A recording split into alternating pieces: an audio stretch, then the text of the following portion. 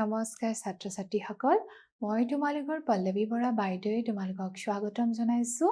এই কক্ষাৰ বিজ্ঞানৰ শ্ৰেণীকোঠালৈ আজি আমি আলোচনা কৰিম ক্লাছ 6ৰ আমাৰ বিজ্ঞান পাঠ্যপুথিৰ 11 নম্বৰ অধ্যায়ৰ পানীৰ বিভিন্ন অৱস্থাৰ প্ৰশ্ন উত্তৰসমূহ আমি আলোচনা কৰিবলৈ লোৱা প্ৰথম প্ৰশ্নটো চোৱা শুদ্ধ উত্তৰৰ গোলটো সম্পূৰ্ণকৈ গোল কৰা এতিয়া ইয়াত কেইটামান অপচন আছে এই অপচনৰ যিকিটা শুদ্ধ উত্তৰ সেই শুদ্ধ উত্তৰৰ গোলটো তোমালোকে গোল কৰিব লাগিব যেনেকৈ তোমালোকে OMR শীটত গোল কৰা তেনেকৈ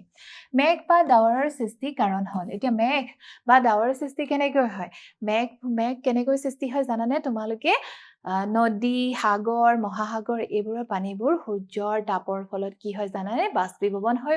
ওপৰলৈ উঠি যায় অৰ্থাৎ জলীয় বাষ্পলৈ ৰূপান্তৰিত হয় আৰু জলীয় বাষ্পলৈ ৰূপান্তৰিত হয় সেইবোৰ বায়ুমণ্ডলৰ ওপৰ পায় আৰু তাৰ ফলত তাত কি হয় জানানে ঠাণ্ডা হৈ পৰে ঠাণ্ডা হৈ ঘনীভৱন প্ৰক্ৰিয়াৰ ফলত সেইবোৰ কি হয় জানানে মেঘ বা ডাৱৰৰ সৃষ্টি হয় বুজিছা এতিয়া তাৰ মানে আমাৰ শুদ্ধ উত্তৰটো হ'ব বাষ্পীভৱন বা ঘনীভৱন আৰু এই অপচন নম্বৰ ডিত আমি ইয়াত গোল কৰিব লাগিব বুজিছা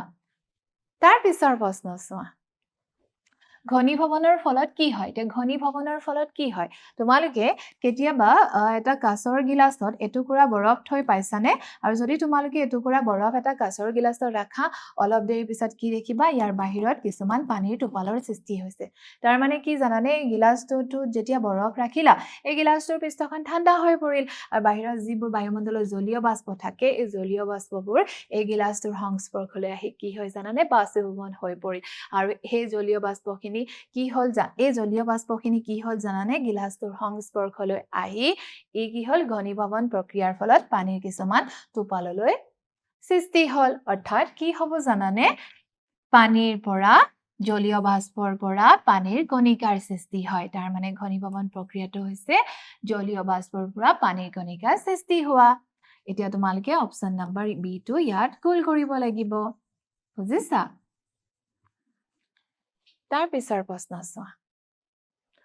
বাষ্পীভৱনৰ ফলত কি হয় এতিয়া বাষ্পীভৱনৰ ফলত কি হৈ যায় চোৱা জলীয় বাষ্পৰ পৰা পানী এতিয়া জলীয় বাষ্পৰ পৰা পানীলৈ ৰূপান্তৰিত হয় নেকি নহয় এই প্ৰক্ৰিয়াটোক কি কয় ঘনীভৱন বুলি কয় এইটোক বাষ্পীভৱন বুলি আমি নকওঁ পানীৰ পৰা জলীয় বাষ্পলৈ পৰিৱৰ্তন এতিয়া চোৱা তুমি এটা পাত্ৰত যেতিয়া পানী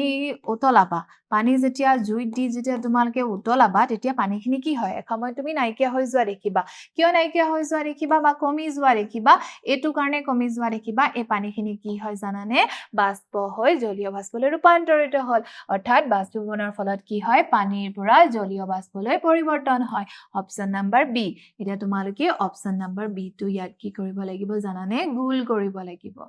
বুজিছা ইয়াৰ পাছৰ প্ৰশ্ন চোৱা খালি ঠাই এতিয়া তোমালোকে পূৰ কৰিব লাগিব চোৱা এতিয়া খালি ঠাই পূৰ কৰিব লাগিব ৰ'দত তিতা কাপোৰ শুকুৱাৰ প্ৰক্ৰিয়াটো হ'ল এতিয়া ৰ'দত যেতিয়া তিতা কাপোৰ শুকাই যায় সেই প্ৰক্ৰিয়াটোক আমি কি বুলি কওঁ জানানে সেই প্ৰক্ৰিয়াটোক কওঁ আমি বাষ্পীভৱন বুজিছা সেই প্ৰক্ৰিয়াটো কাৰণ ৰ'দত যেতিয়া তোমালোকে তিতা কাপোৰ মেলি দিবা সেই তিতা কাপোৰত থকা পানীৰ কণিকাবোৰ সূৰ্যৰ তাপত কি হ'ব শুকাই যাব অৰ্থাৎ সেইবোৰ জলীয় বাষ্পলৈ ৰূপান্তৰিত হৈ যাব আৰু তাৰ ফলস্বৰূপে কি হয় জানানে তিতা কাপোৰবোৰ তোমাৰ শুকান হৈ পৰিব এই প্ৰক্ৰিয়াটো হয় বাষ্পীভৱন প্ৰক্ৰিয়াৰ কাৰণে বুজিছা তেনেদৰে পানীৰ গোটা অৱস্থাটো কি বুলি কওঁ আমি বৰফ বুলি কওঁ তো ইয়াত তোমালোকে বৰফ বুলি লিখিব লাগিব বুজিছা আৰু গেছীয় অৱস্থাটো আমি কি বুলি লিখিব লাগিব জানানে তাৰ যিটো গেছীয় অৱস্থা হেতু তোমালোকে লিখিব লাগিব ইয়াত চোৱা জলীয় বাষ্প বুজিছা আৰু তেনেদৰে বায়ুমণ্ডল অতি ঠাণ্ডা হলে এতিয়া বায়ুমণ্ডল যেতিয়া অতি ঠাণ্ডা হলে পানীৰ সৰু টোপালবোৰত কি হয় যেতিয়া জলীয় বাষ্প বায়ুমণ্ডল অতি ঠাণ্ডা হলে পানীৰ সৰু টোপালবোৰ কিহলে ৰূপান্তৰিত হয় জানানে বৰফলৈ ৰূপান্তৰিত হৈ যায় বুজিছা তাৰ মানে তোমালোকে ইয়াত লিখিব লাগিব বৰফ বুলি বুজিছা ইয়াৰ পাছত চোৱা আকৃতিৰ পৰিৱৰ্তন নোহোৱা পানীৰ অৱস্থাটোৰ নাম হ'ল এতিয়া আকৃতিৰ যেতিয়া পৰিৱৰ্তন নহয় এতিয়া চোৱা পানীৰ যেতিয়া আকৃতিৰ পৰিৱৰ্তন নহয় পানীখিনি যেতিয়া আমি তৰল অৱস্থাত থাকে তেতিয়া যেনেকুৱা তুমি গিলাছত ৰাখিবা হেনকুৱাৰে আকৃতি লয় হয় নে নহয় বা যেতিয়া আকৃতিৰ পৰিৱৰ্তন নোহোৱা পানীৰ অৱস্থাটোলৈ পৰিৱৰ্তন হয় তেতিয়া আমি তাক কোৱা হয় গোটা অৱস্থা অৰ্থাৎ যেটো বৰফ এতিয়া বৰফটো যেনেকুৱা শেপত থাকিব হি তেনেকৈ থাকিব ই তুমি যেনেকৈ পাত্ৰতে নথোৱা কিয় তাৰ আকৃতিটো হলনি হৈ নাযায় বুজিছা আৰু তাৰ পাছত চোৱা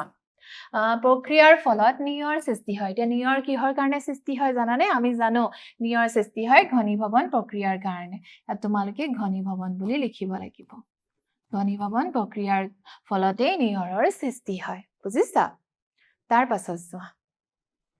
এতিয়া চোৱা তলত দিয়া ঘটনাবোৰ কি প্ৰক্ৰিয়াৰ লগত জড়িত বাষ্পীভৱন নে ঘনীভৱন এতিয়া কোনটো প্ৰক্ৰিয়া বাষ্পীভৱনৰ ফলত হৈছে আৰু কোনটো ঘনীভৱন হৈছে হেতু তোমালকে লিখিব লাগিব চোৱা উত্তপ্ত লুৰ দণ্ড এডালত পানী ছটিয়ালে পানীৰ ভাপ ওলায় তে গৰম লোহাৰৰ এডাল টুকুৰা এটাত বা লোহাৰৰ দণ্ড এডালত যদি তুমি পানী মাৰি দিবা পানী ছটিয়াই দিবা কি হ'ব জানানে পানীৰ কিছুমান ভাপ ওলায় কেলে ওলায় কাৰণ লোহাডাল গৰম হৈ আছে হয় নে নহয় আৰু তেতিয়া পানী মাৰি দিয়াত কি হয় জানানে সেই পানীখিনি কি হয় সেই গৰম লোহাৰটোত পৰি কি হয় পানীৰ কণিকাবোৰ বাষ্প হৈ যায় অৰ্থাৎ জলীয় বাষ্পলৈ ৰূপান্তৰিত হয় এই প্ৰক্ৰিয়াটো কিহৰ কাৰণে হয় বাষ্পীভৱন ইয়াত তোমালোকে লিখিব লাগিব বাষ্পীভৱন বুজিছা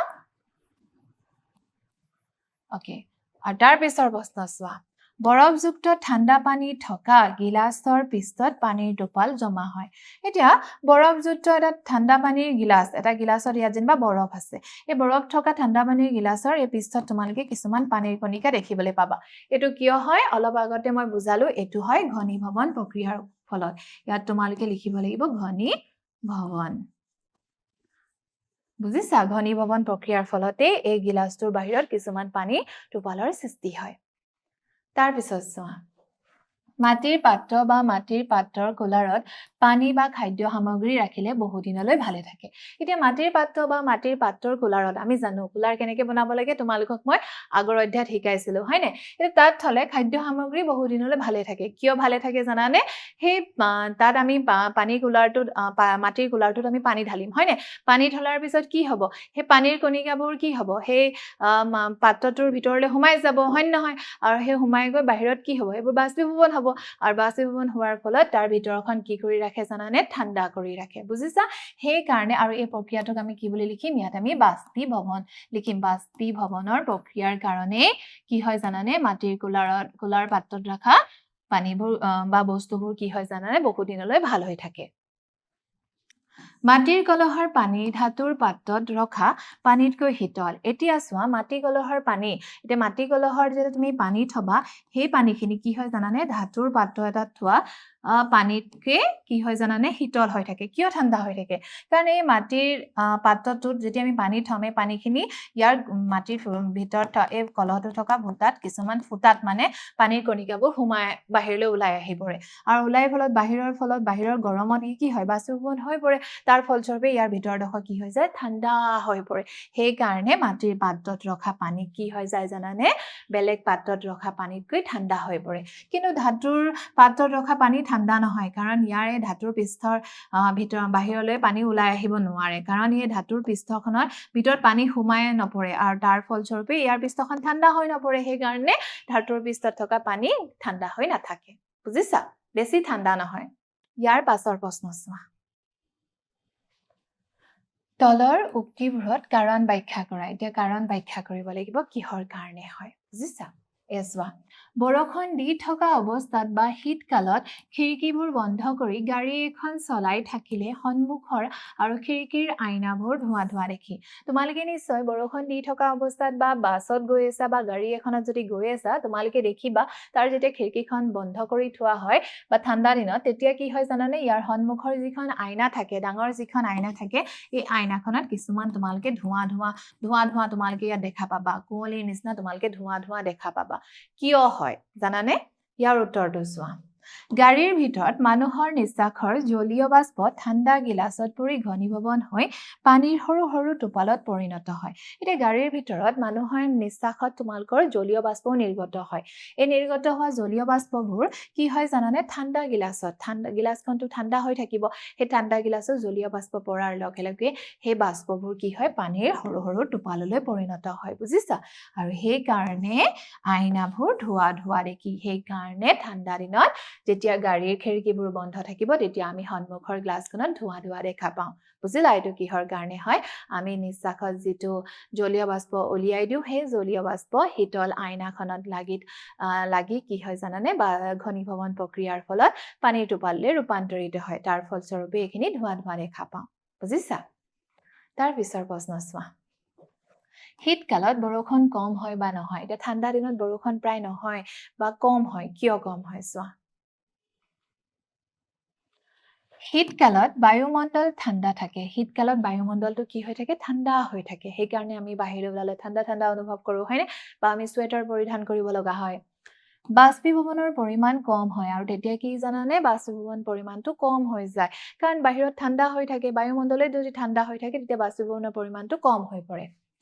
তাৰ ফলত জলীয় বাষ্প কমি যায় আৰু তাৰ ফলত কি হয় জানা জলীয় বাষ্পও কম হয় আৰু মেঘও কম গঠিত হয় আৰু মেঘও জলীয় বাষ্প যদি কমেই থাকে তেতিয়া ওপৰলৈ গৈ কেনেকৈ মেঘ গঠিত হ'ব মেঘৰ পৰিমাণো কম হ'ব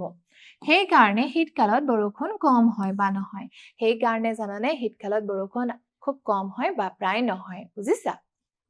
তাৰ পাছত চোৱা তিতা কাপোৰ ইস্ত্ৰি কৰোঁতে পানীৰ ভাপ ওলায় তোমালোকে কেতিয়াবা তিতা কাপোৰ ইস্ত্ৰি কৰি পাইছা আৰু যেতিয়া ইস্ত্ৰি মাহঁতে যদি কৰিছে তোমালোকে দেখিবা তাৰ পৰা কিছুমান পানীৰ ভাপ ওলায় অলপ ধোঁৱা ধোঁৱা নিচিনা ওলায় কিয় ওলায় চোৱা ইস্ত্ৰিৰ উত্তাপে কাপোৰৰ ভিতৰত থকা পানী উত্তপ্ত হৈ বাষ্পীভৱন হয় এতিয়া ইস্ত্ৰিটো গৰম হৈ থাকে আৰু যেতিয়া তুমি তিতা কাপোৰত লগাই দিবা তেতিয়া তিতা কাপোৰত কি থাকে পানীত লাগি থাকে হয়নে সেই পানীখিনি কি হয় এই ইস্ত্ৰিটো গৰম পৃষ্ঠ পাই কি হয় বাষ্পীভৱন হয় আৰু ওলাই যায় হয়নে সেইকাৰণে আমি ইস্ত্ৰিটো কৰিলে কি দেখো ধোঁৱা ধোঁৱা মানে পানীৰ ভাপ কিছুমান ওলাই যোৱা দেখো অৰ্থাৎ পানী বাষ্পত পৰিণত হয় এই পানীৰ বাষ্পই ভাপৰ ৰূপত ওলায় আৰু তাৰ ফলত তিতা কাপোৰ ইস্ত্ৰি কৰোঁতে পানীৰ ভাপ ওলায় বুজিছা তাৰ পাছত চোৱা ৰুটিত টাৱাত প্ৰস্তুত কৰিলে ফুলি উঠে এতিয়া ৰুটিখন যেতিয়া তুমি টাৱাত গৰম কৰিবা বা ৰুটিখন যেতিয়া বনাবা তেতিয়া কি হয় ই ফুলি উঠে কিয় ফুলি উঠে জানানে চাওঁ আহা ৰুটি গৰম টাৱাত প্ৰস্তুত কৰিলে ফুলি উঠে তাৰ ভিতৰত থকা পানী আৰু তেলৰ উপাদান উত্তাপে বাষ্পলৈ পৰিণত হয় এতিয়া চোৱা ৰুটি এখন প্ৰস্তুত কৰোঁতে ৰুটি বনাওঁতে আটা মাৰোঁতে কি দিয়ে গৰম পানী বা ঠাণ্ডা পানী দি আটা মথা হয় নহয় আকৌ যেতিয়া ৰুটিখন তুমি টাৱাত দিবা যদি তুমি তেল লৈ দিয়া তেতিয়া কিবা ধৰা তুমি শুকানকেও যেতিয়া ৰুটিখন টাৱাত বনাবা তেতিয়া কি হয় জানানে ই ফুলি উঠে কিয় ফুলি উঠে জানানে এই ৰুটিখন বনাওঁতে তুমি ব্যৱহাৰ কৰা পানীখিনি কি হয় বাষ্প হৈ ওলাই যাব বিচাৰে হয়নে এই বাষ্প হৈ যেতিয়া ওলাই যাব বিচাৰে তেতিয়া এই কি হয় ফুলি উঠে বুজিছা এই বাষ্পৰ চাপৰ ফলত ৰুটিৰ ভিতৰটো ফুলি উঠে বাষ্প যেতিয়া চাপ দিব তেতিয়া ৰুটিৰ ভিতৰখন কি হ'ব ফুলি উঠিব তাৰ পাছত চোৱা ফেনৰ তলত তিতা কাপোৰ ৰাখিলে শুকায় এতিয়া ফেনৰ তলত যেতিয়া আমি তিতা কাপোৰ থৈ দিওঁ তেতিয়া শুকাই যায় কিয় শুকায় জানানে ফেনৰ তলত তিতা কাপোৰ ৰাখিলে শুকায় কাৰণ ফেনৰ বতাহে কাপোৰৰ ওপৰত পানীৰ কণিকাবোৰ উৰুৱাই দিয়ে আৰু ই বাষ্পীভৱন প্ৰক্ৰিয়াটো তীব্ৰ কৰি তোলে এতিয়া চোৱা তাৰ ফলতে কি হয় জানানে কাপোৰ সোনকালে শুকায় এতিয়া তোমালোকে বৰষুণৰ বতৰত যদি তোমালোকে কাপোৰ ধোৱা তেতিয়া সেই কাপোৰ বাহিৰত মেলিলে নুশুকায় কাৰণ কি হয় জানানে বাহিৰত কি হয় জানানে জলীয় বাষ্পটো কি হৈ যায় বাষ্পীভৱন হোৱাত বহুত পৰিমাণে সময় লাগে কিন্তু যদি তুমি সেই কাপোৰখিনি যদি ফেনৰ তলত মেলা তেতিয়া সেই ফেনৰ বতাহে কি কৰে জানানে সেই জলীয় পানীৰ কণিকাবোৰক কি কৰে জানানে উৰুৱাই নিয়াত সহায় কৰে আৰু উৰুৱাই লৈ যাওঁতে বায়ুমণ্ডলত কি হয় জানানে তাপৰ ফলত এই পানীবোৰ কি হয় বাষ্পীভৱন হৈ পৰে আৰু তাৰ ফলস্বৰূপে কাপোৰটো শুকুৱাৰ ক্ষেত্ৰত কি হয় জানানে বেছি সোনকালে শুকাই যায় অৰ্থাৎ এই কাপোৰ বাষ্পীভৱন প্ৰক্ৰিয়াটো এই ফেনখনে তীব্ৰ কৰি তোলে আৰু তাৰ ফলস্বৰূপে ফেনৰ তলত কাপোৰ মাৰি থলে সোনকালে শুকাই যায় বুজিছা ইমানখিনিলৈকে চাগে তোমালোকে বুজি পাইছা ভালদৰে পঢ়া শুনা কৰি থাকিবা নমস্কাৰ ধন্যবাদ